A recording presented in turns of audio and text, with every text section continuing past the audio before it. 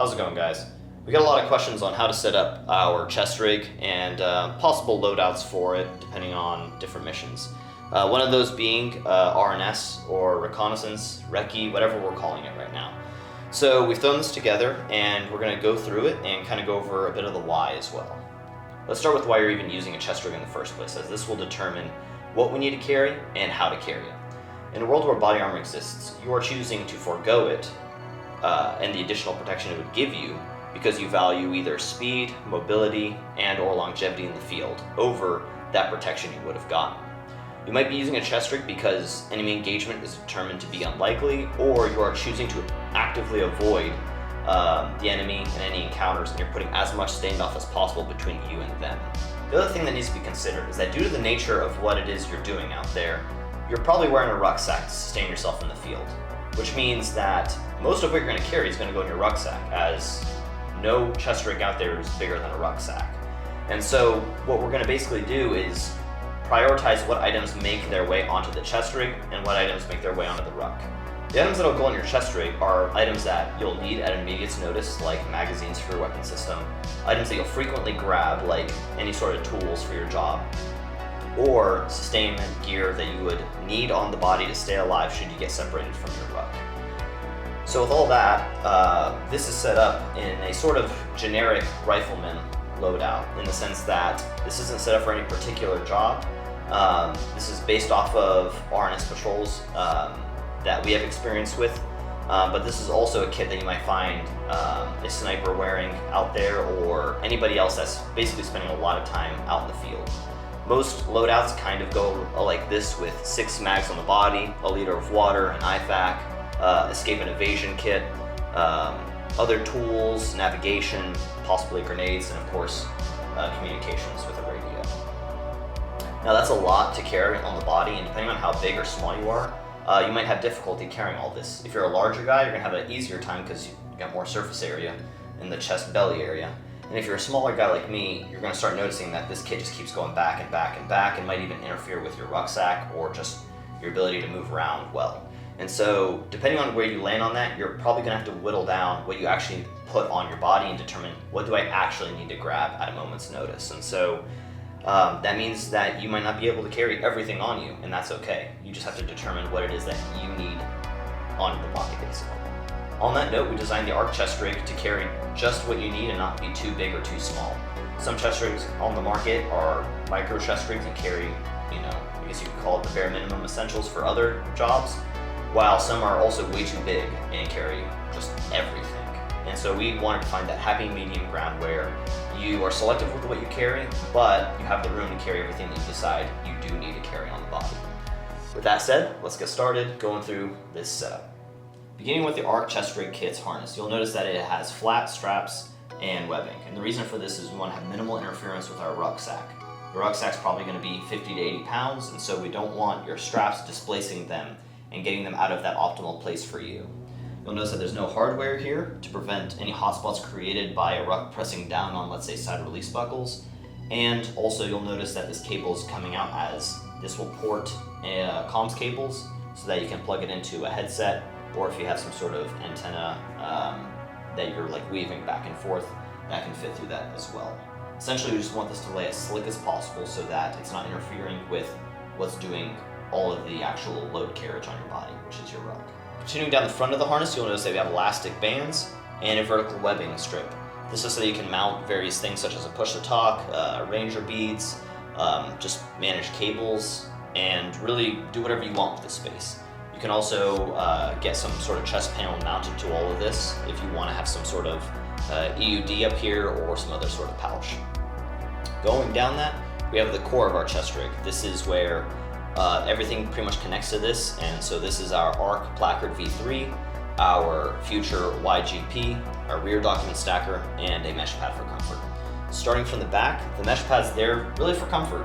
It's also to reduce the chance of building up sweat and getting heat prickles, and anybody that's used a pure Cordura chest rig will know that that stuff just builds up right here and it's pretty irritating.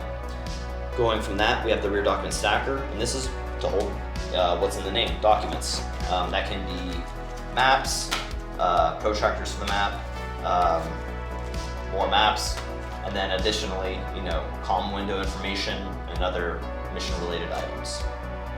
In front of that, we have our placard with our quad elastic insert, and here we have shock cord over the top to make sure that we don't have any target indicators like our magazines falling out and being found by opposition, or if you're jumping, they just don't fall out midair. You can also use a triple 308 RAM insert that we make if you're carrying something like the M110 or any other 308 platforms. On the front, we have our YGP, and this can be used to basically carry a variety of things. I was an RTO on my team, and I had to carry basically field antenna equipment to, make HF antennas, and so it could carry that sort of stuff, or it could just carry general patrol stuff, such as, here we've got a headlamp, old-fashioned compass, you can carry batteries with that, of course your map pens, really anything that you would want to access routinely, you can right here. On the sides, we have a pistol mag. This is more for demonstration purposes, but the other thing is that some people do carry a handgun on patrol, and so if you're carrying an M18 or something else like that, you can carry a pistol mag on the side of this, and that's going to be out of the way of other real estate. You're not really losing any other real estate because it's on the side of your placard. On the other side, we have a flapped pouch. This can be used to hold tourniquets, multi-tools, really anything else that you would want secured and on the body. Continuing on to the immediate sides of our placard, we have our Shawshank V2 holding a fixed blade under all of this, and so you could run a Baofeng in here or something small like that in there. And on the other side, we have our ARC radio wing. We like to run radios on the inside because it frees up MOLLE real estate on the outside. Some versions of these can be uncomfortable on the market, but our goal is to make this as comfortable as possible by aligning with spacer mesh. And so this will basically allow you to save real estate on the exterior and also run your radio, which is possibly one of the most important things in your body, tight against the body where it won't go anywhere, and if it does, you notice. Moving on to the left side of the body, you'll notice that we have a first gear tube here. We chose to go with that for the mounting the whole system because we wanted this chest rig to be Maritime ditchable. If you're doing any sort of insertion for these sorts of roles, such as using a helicopter or riding a Zodiac, we wanted this to be Maritime ditchable so that if you end up in the middle of the ocean, you can ditch all this stuff because it's less important than your life. Next to it is a double mag pouch. This gives us 6 mags on the body, and then one of the gun for a total of 7. And then next to it is a 2 MOLLE YGP pouch.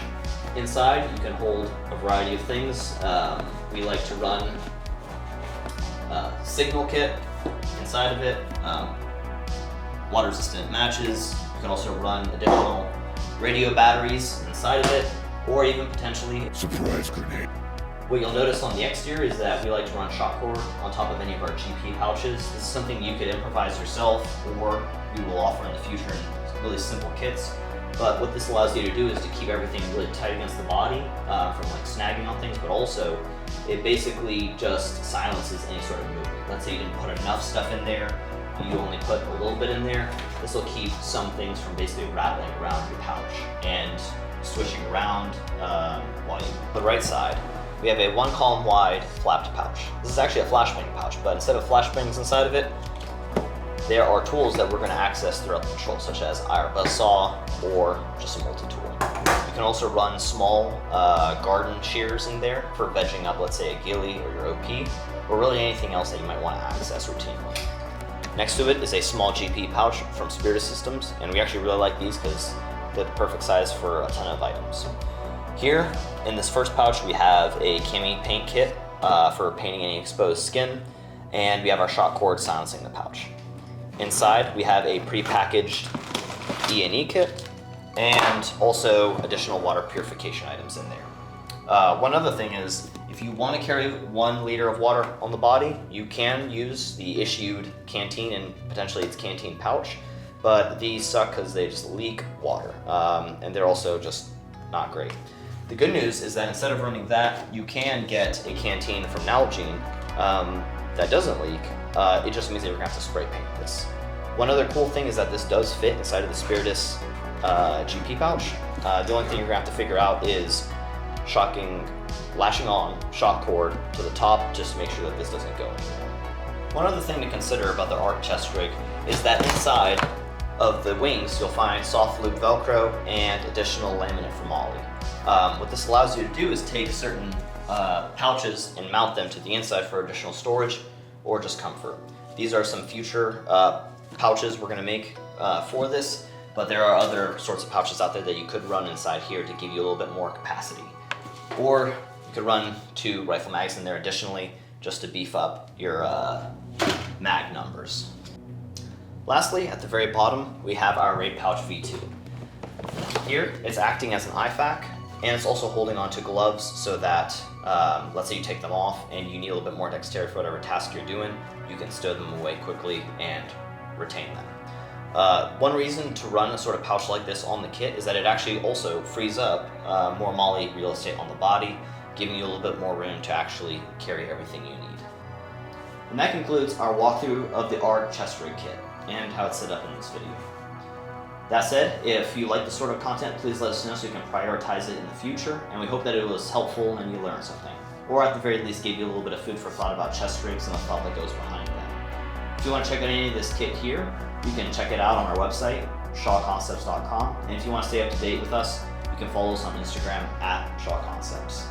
That said, have a great day, and conquer all.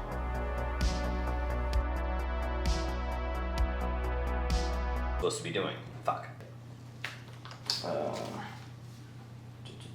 We hope this is helpful. The ARC carrier. Fuck. Go check out our Instagram if you want to stay up to date. Shaw-Concepts. Shaw-Concepts.